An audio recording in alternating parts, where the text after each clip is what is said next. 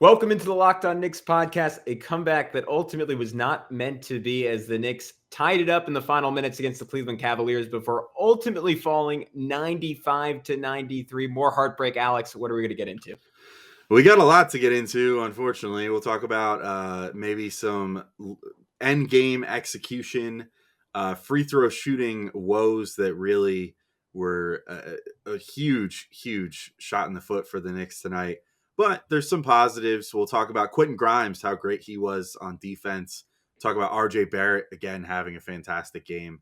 And, try to balance out the bad with the good, considering ultimately this was a loss against one of the top teams in the East right now. But enough about this. We'll get into it next on Locked On Knicks.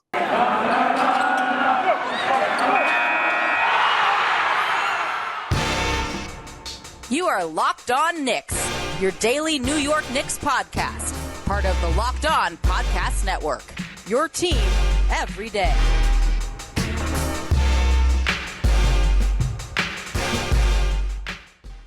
You are Locked On Knicks, your daily New York Knicks podcast. I am Gavin, Schall, a play-by-play broadcaster. He is Alex Wolfe, editor-in-chief of the greatest Knicks website out there, The Strickland, and we wanted to thank you for making Locked On Knicks your first listen today. And every day we are now available on all platforms, including, and I'd be shocked if you didn't know this yet, because we say it at the beginning of every show, but some people only listen every once in a while. Maybe some Cavs fans. We are now on YouTube, and please subscribe. We're getting closer and closer to 1,000, a number we would love to hit. And we would really, really appreciate it if you went ahead and did that. So, Alex, we got into it a little in our little pre-show discussion, but a brutal 95-93 loss to the Cleveland Cavaliers for the New York Knicks. The Knicks were down by 15 in the fourth quarter. They fought all the way back to tie the game at 91. But as has happened so often this year, the late game execution was lacking, and the Knicks could not complete their comeback against the shorthanded Cavs.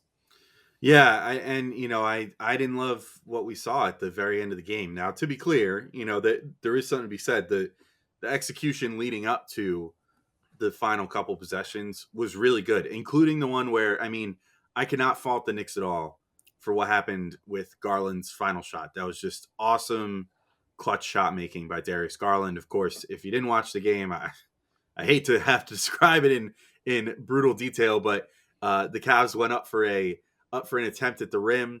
It bounces a little weird, and Evan Mobley is able to secure the offensive rebound. He kicks it out to Darius Garland, who pulls a shot fake, which RJ Barrett bites on, which why would you not?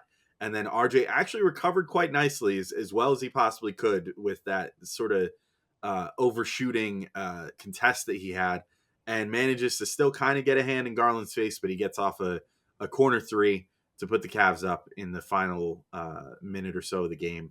But the Knicks, were not without their chances here, and I just think really didn't do well with them, Gavin. We were talking a little bit before we started recording, and the two things to me that stood out: one, you take a timeout after a missed free throw, which kept the game as a 2-point game when the Knicks had, gotten to the fouling for free throws stage of the game here.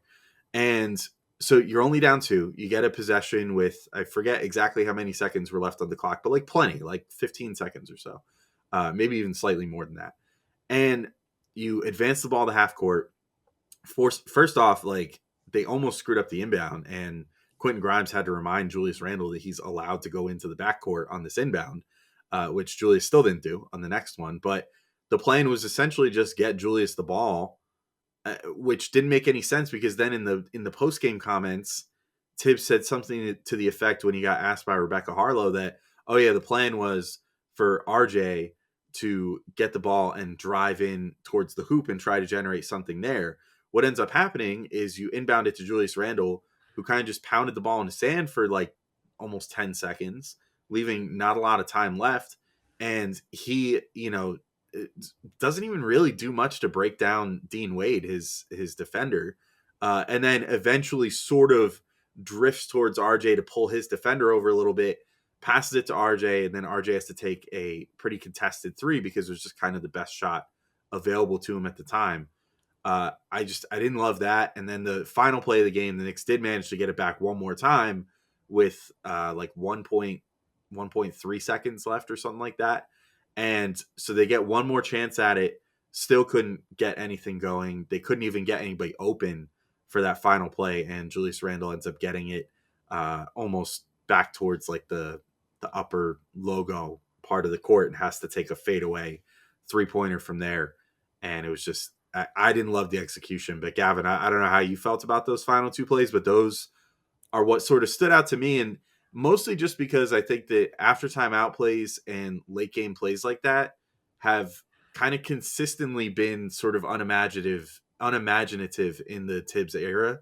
And that this game, it really kind of bugged me because I really thought the Knicks deserved this one with the way that they played. Yeah, I thought the second to last play was the one that stood out to me even more so. Like with under 2 left, again, it's a tough play regardless. So yeah, right. Yeah. I mean, there's like people like Brad Stevens who are wizards at drawing up stuff in those types of situations, but those kind of coaches are few and far between. And even those coaches, like relatively low percentage shots. I honestly, not that I liked the setup of the second to last play, but I thought there was something there if RJ had just attacked the rim against Rajon Rondo. And I think it was a little bit of a case of hero ball, which you see at times, I think, plague the Knicks in these types of situations. Like you could fast forward 50 seconds back, and I thought Emmanuel quickly took a really bad shot with 1:14 left in the game. I think there was 15 seconds left on the shot clock, and he just sort of pulled up for a 26-footer. And it's guys like, I mean, at least in my mind, like wanting to have the Kobe moment. And every 20 or so of those chances will get RJ hitting the fadeaway banker to beat the Celtics. But most of the time, those shots will not go in, and you'll be left sort of scratching your head. And I mean, look, given the way the Knicks offense is run this year, there's a question to be said. Like, is there something more efficient out there than an open, quickly 25-footer or a relatively open RJ 23-footer? And I guess you could say you don't know, but I thought RJ, I mean, he had a plus size matchup with Rondo. To your point, he was dominating this game in the third and fourth quarter, getting to the rim. I would have liked to have seen him attack the basket. Maybe you get a crash from Mobley and you get a dump off to Nerlens Noel. Maybe you get a kick to the corner. You could argue that Tibbs maybe should have taken Noel out for that play and had another shooter on the floor. And then you have a truly spread floor for RJ to attack, because RJ's calculus could have been, I could get right by Rondo, but then Mobley's going to be there to swat the shot. So I don't know. It's like, I guess I'm giving sort of a non-answer there, but I do think there were better options available than RJ just immediately jacking that three. Yeah. It's just, I think that you put RJ in an awkward situation, right? Because a lot of the way that he generates offense getting to the rim like that is by using a quick screen. And he sort of just, I think, got stranded out on an island, and he knows his limitations. So, I mean, Rajon Rondo might not be who he used to be, but there's I would say a decent chance that Rondo would be able to slow RJ enough, and or poke the ball away or something like that if RJ had tried to go right to the rim from there. And, I think maybe that's where his brain went of like, well, I don't have enough time to get a screen set for me. So it's pretty much either shoot this ball or bust at this point. And, because I don't want to risk, creating a worse shot or having it poked away from me and completely losing this possession or whatever. I think that's probably where his internal thought process was. And so he thought, you know what, I've been shooting pretty decent in the second half anyway, although certainly not from the free throw line, which we'll get to in a second. But, maybe this is the best option for me. Didn't work out, obviously. But I think we could probably real quick just take our first break to let everybody know that today's episode is brought to you by Prize Picks. And you've been hearing me tell you guys about Prize Picks for months. Have you signed up yet? If you haven't, now is the perfect time. For a limited time, Prize Picks has an exclusive no-brainer of an offer for all of our users. Users get $50 for free if a player in your first Prize Picks entry scores a single point, but you must use code NBA. That's right. This is an exclusive offer available to Locked On fans only who use code NBA. Prize Picks has the best NBA daily fantasy sports prop game on the market. They offer more NBA props than any other DFS prop operator, and Prize Picks offers all the superstar players as well as bench players, only recording a handful of minutes each game. Prize Picks offers any prop you can think of, from points, assists, rebounds, threes made, etc. You pick 2 to 5 players and an over-under on their projections, and you can win up to 10 times on any entry, and it's just you versus the projected numbers. I recently placed a flex play entry with RJ Barrett, his over for points, and an under on Emmanuel Quickley's points, which unfortunately came true, and doubled my money. It took me all of 30 seconds to make my selections. It is that easy, folks. Prize Picks also allows mixed sport entries, so you can take the over on Embiid, come out with the under on Rodgers, or not anymore, on the same entry. Use the award-winning app on both the App Store and Google Play.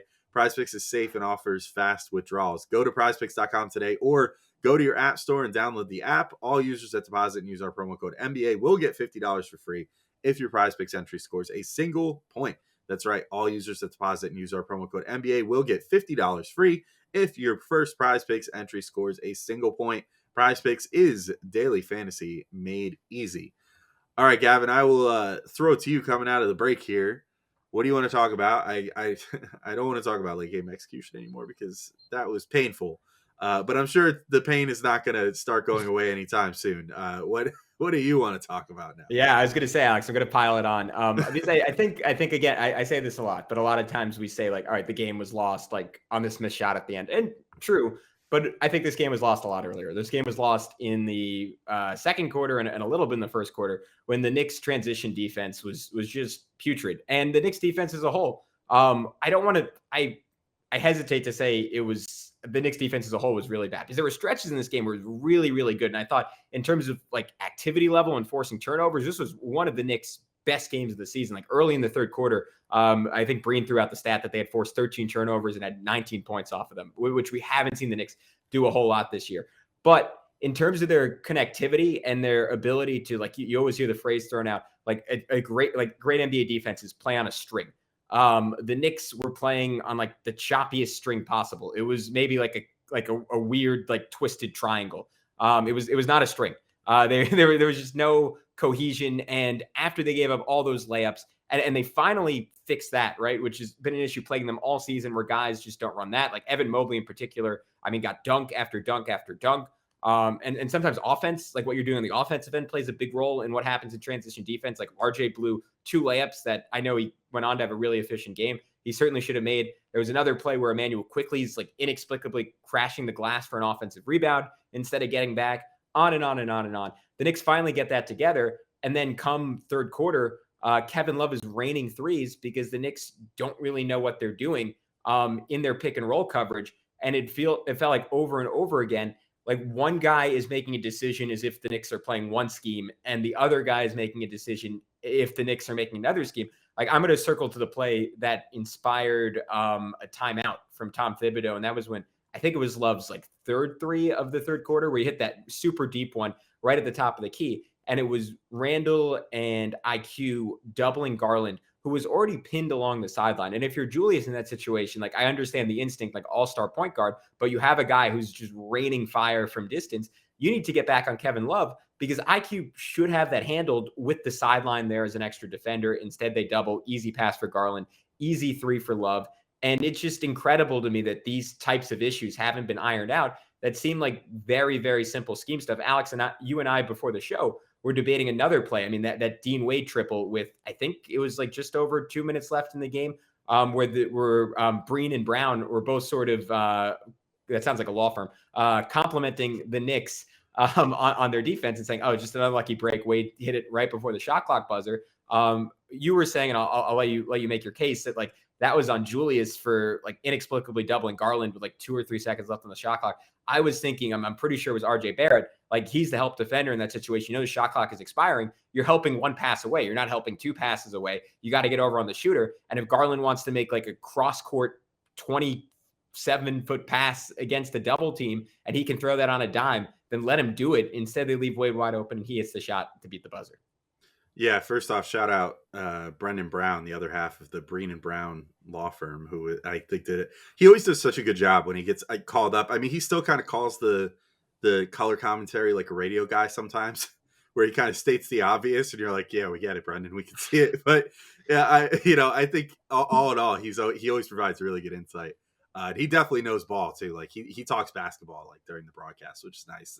Now, to be fair, his dad is still going at it at 90 and doing it. Yeah. Job, so yeah. Good job. Yeah. So, honestly, all right, quick question. If you were going to pick Clyde's heir apparent for when Clyde eventually decides to hang it up, whenever that may be, doesn't Brendan Brown kind of like strike? I think he's the guy. Unfortunately, I think the Knicks are trying to groom Wally for that. But I would love if they made Brendan Brown that guy. Oh man, I'm going to go out of left field. I would try and steal Sarah Kustok from the Yes broadcast. I think she's up there for my favorite color analyst. But out of those two, you know what's funny? Wally's sort of grown. I never liked Wally, but I always thought he was doing a bit. But now I just think he's like genuinely like that earnestly like optimistic and like kind of kitschy as he appears to be. And he's kind of won me over. So I'd be okay with Wally. I don't know if I'm as big of a Brendan Brown fan as you are. I like him. I like him just fine, but he had like a real death glare at the camera when they first went to him at the beginning of this game that turned me off a little. Hey, he's not used to being on camera, man. Yeah, he doesn't know what to do. It's tough. Yeah. I don't know what to do with my hands, you know, like he doesn't know what to do. Anyway, to get back to the playing question after the Brendan Brown detour, although maybe that'll be our question we ask under the YouTube video today, who should be the successor to Clyde eventually. But at any rate, yeah, that play, you know, no matter whose fault it was, if it was RJ's, if it was Julius's, it just kind of does speak to what you're talking about, where the Knicks just don't always seem to know what they're supposed to do on defense. And, you know, on that play, I thought, you know, you're down to about like 2 seconds or so left on the shot clock. Like Garland has the ball, like he's getting locked up there. I didn't see any world where he was going to come away with some miraculous like pull up triple. I just wouldn't see Julius doubling there anyway. So, you know, maybe it was RJ's responsibility, but maybe RJ just kind of wasn't expecting Julius to go double there, because why would he? Like they're about to force a shot clock violation, get in position for the rebound, hopefully, you know, as long as Garland doesn't make some craziness, which he hadn't all game. He was up until that final shot. He was very, very cold for pretty much the whole game. So that's why I think it was on Julius, but I do agree, you know, maybe RJ should have swung up to Wade then, knowing like, hey, only 2 seconds left. There's not going to be enough time for, you know, Wade to make the extra swing pass to the corner. So my guy's effectively out of the play now. So I'm going to move up and try to get a hand up in his face. But like Wade also isn't a fantastic 3-point shooter, but you still just, I mean, you can't leave him wide open. He was pretty good in this game from 3. So it's certainly not. And, you know, bears a striking resemblance to Kevin Love from a distance. So like, you know, maybe some of that juju rubbed off on him. I'll say though, my other thing, and I mean, this kind of goes without saying, but the thing that the Knicks really need to figure out quickly, and then hopefully we could do the final segment all on positive things, because there were positives, I promise. But like the Knicks need to figure out this free throw problem, because now it is officially a problem. Like there's no excuse for leaving 10 points on the table in a 2-point game. You know, if they could have even made 3 more free throws, they literally win this game. And, you know, part of that's on RJ. Like, as great as RJ's been playing lately, he's shooting. I looked up his numbers earlier today, and he, over this kind of hot stretch, like, which I just kind of filtered just for this month, he's been shooting like 43 or 44% overall, about 40% from 3, and 67 or 68% or something like that. It probably went down after this game from the free throw line. It's just, it boggles the mind. I don't know how you could be a 40% 3-point shooter and struggle as much as he has at the line. And that tells me it has to be mental. And, you know, everybody is. Julius is struggling from the free throw line. The usual suspects like Mitch, Noel, those guys are struggling. You know, it's just, to me, if I'm Tibbs, you got to do something. You got to like go back to high school and do like the drills where everybody has to make 10 straight free throws before everybody can go home or something like that. Like anything, you know, just get these guys, pump some noise into practice, you know, get these guys ready for high pressure free throws somehow, or get their heads back on straight, because it's now to the point where, you know, this game is the easiest one to point out. But if you go back and look at a number of their other losses recently, there were close losses. They left a lot of points on the table as far as free throws go. And that's got to stop if they want to, you know, turn the ship around and maybe make some sort of run to close the season here. I'm in total agreement with you. And I think I thought Brown's like maybe his best point on the game was talking about RJ and saying, look, like if RJ has aspirations of being an elite guy, that's an aspect of his game that is going to absolutely have to come around. Like I don't think, or at least not in the foreseeable future, like he's ever going to be like an elite finisher at the rim. And because of that, he has to win with craft. And some nights craft is going to mean, like against good defenders, it's going to mean that you're getting free throws instead of layups. And if you don't pay those off, you're not like getting into like the 23, 24 point per game territory that I think we'd all like to see RJ eventually be at on a consistent basis. So Fair point by you. Fair point by Brendan. Fair point. If you want to go make some money gambling, check out Bet Online. Bet Online would like to wish you a happy Bet the under on the Knicks free throws every game. There you go. That's, I mean, if you're wise, you will certainly do just that. Bet Online would like to wish you a happy new betting year as we continue our march to the playoffs and beyond. Bet Online remains the number one spot for all the best sports wagering action for 2022. New year and a new updated desktop and mobile website to sign up today and receive your 50% welcome bonus on your first deposit. All you have to do is use our promo code LOCKEDON to get started. From football, basketball, hockey, boxing, and UFC, right to your favorite Vegas casino games. Don't wait to take advantage of all the amazing offers available for 2022.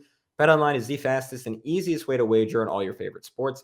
BetOnline, where the game starts. And with that, Alex, we are back on Locked On Knicks. One final segment.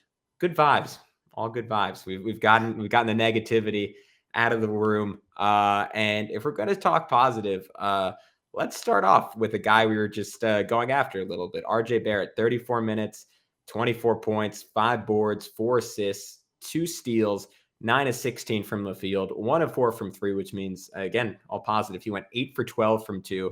I will not reiterate his free throw numbers, but another really good RJ game, and another game where, again, he showed off that combination of like athletic ability, like consistently getting to the rack, getting free throws, making plays in transition, multiple like really nice plays defensively, like jumping passing lanes, like having active hands.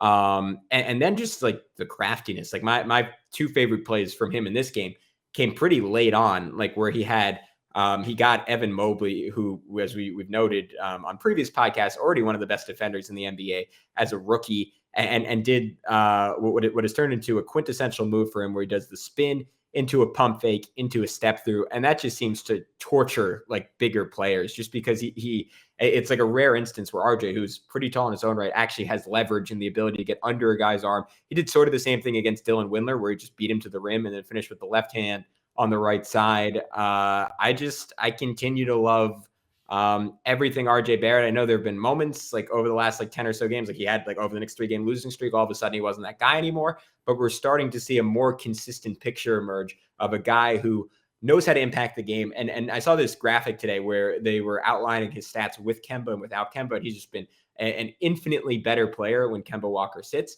So whatever's going on with that explicitly, I have some ideas, but we've sort of talked about them already in the pod, so I don't need to re-get into them. Credit to him, I guess, for overcoming the presence of Kemba Walker in the starting lineup and still finding a way to have a great game. Yeah, and I mean the thing, those 2 finishes were exactly the ones that stood out to me too. The one where he was going right and then somehow went under Windler, but then finished with his left. I watched like 2-3 replays of it, and I still could not figure out how he managed to make that work. It looked like he was going righty scoop, and instead switched it to his left hand and somehow puts English on it going the reverse way of how your hand would normally go there, and gets it to go high off glass and in. I'm just like, the touch is getting insane with him on those high glass shots. And, you know, it's still, to me, is just so mind-boggling, like that he's one of the youngest players on the Knicks, still almost mathematically the youngest guy. I think Grimes has him beat by like 2 months or something, but almost the youngest guy on the Knicks. And it plays like late career Vince Carter, like the way that he just gets into the rim, gets to the rim, and the way that he finishes around there, where he doesn't really get vertical at all. He kind of just does everything where he just is getting under guys and using his strength to sort of bully these guys that are 6-7 inches taller than him and still finish around them. It's really impressive to watch. Also the one with Mobley, that there was obviously concerns coming into the league about, his weight and his size and everything. And so he's still not quite there as far as being at his final size, obviously, because he's still a rookie. But, we've seen RJ do this not just to Mobley, but to bigger guys like Miles Turner and stuff too, where he's gotten so good at, with that patented move on the inside now that, like you said, just kind of puts these bigs in the torture chamber where they're not sure when or where or what he's going to do. If he's going to pull back for that little fadeaway, if he's going to try to just kind of duck under their arm and just go up for a layup. He has all kinds of different tricks for them, but especially on Mobley, it was really stark seeing just how strong he is. And, the fact that he's got the strength of someone probably 6-7 inches taller than him in the frame of a guard forward type player like 6'7", which is really awesome. I will say for the next person that I want to highlight, Quentin Grimes was just amazing. And, I highlighted him after the last game too, and said, hey, he might not have played, the best on the offensive end against the Clippers. He just couldn't make shots, but his defense was great. This game, both ends, just phenomenal. I mean, you want to talk about Darius Garland having as bad of a game as he did, which, just to go over his stats, 6 of 19 shooting, 1 of 6 from 3. Obviously ends up with a double-double, 13 points, 12 assists. But he's playing fantastic this year. He's still going to, influence the game positively because he's learned how to do that. But Grimes, I mean, in the one-on-one defense with him, there was not a screen that the Cavs could set that Grimes could not get skinny for and get around. And he just stuck to Garland like glue. And it was a beautiful sight. I mean, no matter who he was matched up against, but down the stretch, it was Garland. He was the primary defender on Garland down the stretch. It was just amazing to watch. And then the shot making from Grimes too, in this game ends up shooting 4 for 7, 4 or 6 from 3 for 12 points. He's a team high plus 21 off the bench. I mean, he earned every single one of those plus 21s in his 24 minutes out there. And I thought that, I mean, as great as RJ played in this game, I think if I was going to give out a game ball for this one, and we'll talk about Obi, I'm sure, in a second too, but if I was going to give out a game ball for this game, it would go to Grimes. I just thought, I mean, he's really turning into a special defensive player right before our eyes. And he's only a rookie still. So, I mean, presumably he can only go up. And I would already say that he might, at this particular juncture, already be the best defender on this team without much of a debate for anybody else right now. At least on the perimeter. And I saw a guy, Ariel Pacheco, making this case, and I'm with it. And you and I we've been on this bandwagon for a long time. Like, I certainly wouldn't mind seeing him in the starting lineup and Fournier getting some run with the bench. I would still argue that would help Fournier and really like unlock the aspects of his game that have been suppressed. And I think tonight was a good example of like when Kemba's healthy too, there's just not enough. Like there's one ball, there's not enough time, there's not enough possessions to really get Fournier going and get him touches and like in the ways like he likes, like going to the rim and like getting him little floaters and stuff. While Grimes is just, I mean, he's lower maintenance, right? Like he's who Tibbs craves to play off of Julius Randle. He's rich man's Reggie Bullock, or will be rich man's Reggie Bullock. He's certainly not there defensively yet. As good as he is now, I'd still say Reggie just because of that veteran savvy's ahead of him. He's a better shooter already, and the stuff he does off the bounce. Like the passing, like again, like it feels like every game he throws a pass that make your like eyes just go like, whoa. And like he had the little slip to Obi Toppin for the double pump finish. And it's just, I mean, he's point guard instincts because that's the position he played a good chunk of his life. And I feel like I'm repeating myself, but every time I watch him play, I'm like, oh, this dude's like a little better than I thought he was. And like, I don't know where that stops. Like we might, I know for a couple of seasons, but he is certainly a reason for optimism in what has been a tough run for the New York Knicks. And you mentioned Obi Toppin, another reason for optimism this season and tonight in particular. 15 minutes, 13 points, 6 boards. Most importantly, 3 of 4 from distance. And I put this out there on Twitter, and Prez, who would be the reigning expert on Knicks player shooting forms, backed it up. I said, has Obi changed his form 3 times this season? Like a lot of people responded, like he changes it like 3 times a game.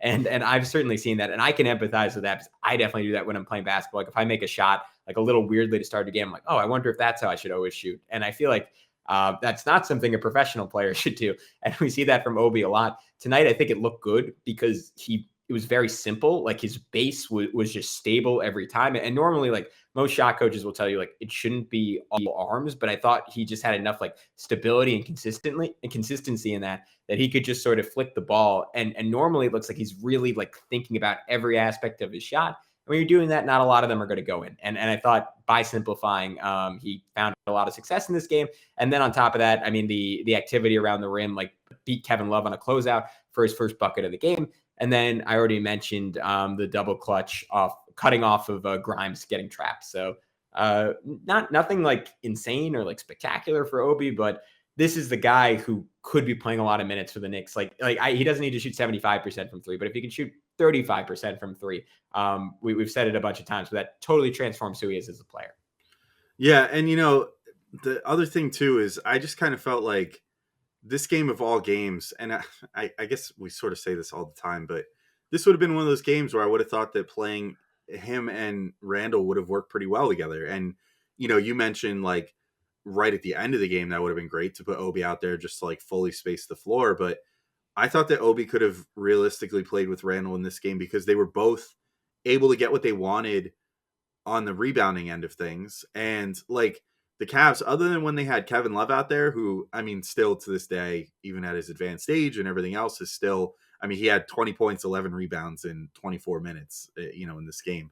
He's still a great rebounder for his age and depleted athleticism and everything else. So it may be a little difficult against him, but because of the fact that Jared Allen wasn't playing in this game, Ed Davis is not super imposing. And, Mobley, as I already mentioned, is still kind of, he's a good rebounder, I think, given his dimensions, but his dimensions are favorable to a guy like Obi Toppin, who also doesn't have the most meat on his bones and struggles to sort of physically command rebounds.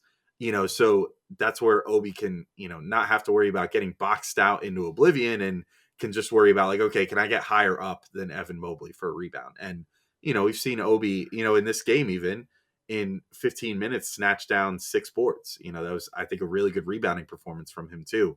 I hope maybe Tibbs sees the light one of these days, but I think that now that it seems like the center rotation is finally getting healthy, and like, honestly, shout out to Taj Gibson and Nerlens Noel, who I thought both had pretty good games in this game as well, at least given their limitations. Noel still is basically a 0 on offense, but really was able to do some stuff on D for the second straight game and looks a lot more spry. But I thought this would have been the time to maybe give Obi a little try as a small ball 5. And once again, just for whatever reason, the Knicks are not trying it. But Gavin, I don't really know if I have anybody else that stood out to me positively. Just mentioned Noel and Taj. I am really happy that Noel seems to kind of have his groove back, and is back to looking physically imposing again. Like he can get up now again. Like I did notice the one thing that was different with him in this game, that maybe showed through a little bit in the Clippers game too, but was a hallmark of last year, was he sort of had his like kung fu movie, like Just Bring It style back, where it kind of seems like he lays in wait, and then at the last moment, as guys start coming in, goes, "Oh yeah, try me," and jumps up and tries to block them. And he didn't succeed with any blocks in this game on the record, though I thought I remembered him getting one, but he succeeded in altering a ton of shots that way in this game, and I thought that was great to see from him. Yeah, the Knicks, I mean, they got a layup on one play, literally just because he jumped straight up in the air and Garland freaked out and basically threw it off the top of the backboard. So I think it was good to have him back. And I mean, part of what really benefited the Knicks is the Cavs didn't have Jared Allen. They didn't have Lauri Markkanen in this game. Crazy that the Cavs were missing, I mean, like 3 starters when you include Colin Sexton, and they're still this good. So shout out to the Cavs very quickly. But yeah, I thought Nerlens like held his own, and my concerns about like Mitch being out were a little overblown. If Mitch continues to miss time later in the week, I think again Nerlens will get some real challenges against Giannis and Bam. But that is a conversation for another day. Alex, unless you have anything else to add, I think we can wrap up right there.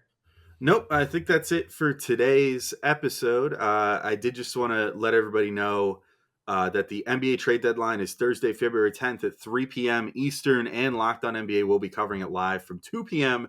to 4 p.m. Join Kim Becker, John Corrales, Locked On Fantasy Basketball host Josh Lloyd, and NBA veteran Antonio Daniels, and maybe us if the Knicks make a trade, and get analysis of every blockbuster move. Subscribe to Locked On NBA's YouTube and turn your notifications on so you know when they go live.